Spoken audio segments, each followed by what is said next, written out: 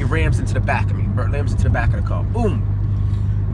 When he runs into the back of the car, at this point, I'm kind of sure that he's not a cop, but I'm not 100% sure that he's not a cop, you know?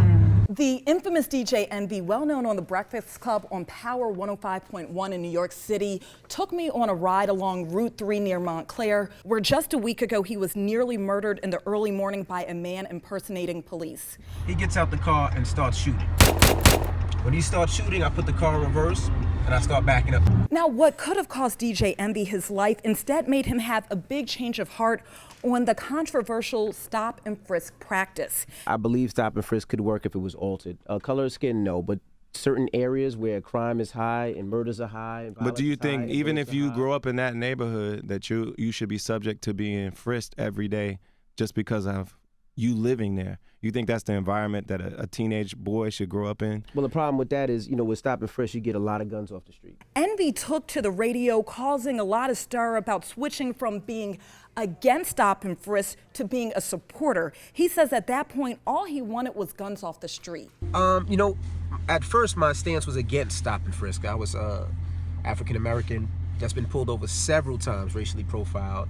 Until last week, I was driving to work and somebody tried to carjack me and kill me.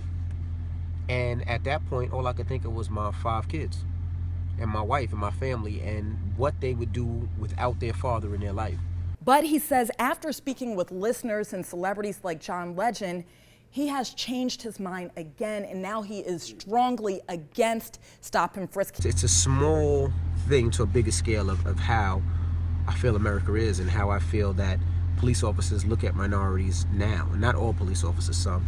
And just some of the reason why we have a lot of these African Americans and minorities getting shot and killed for no apparent reason. It sounds to me like he made less of an emotional decision and more of a financial decision.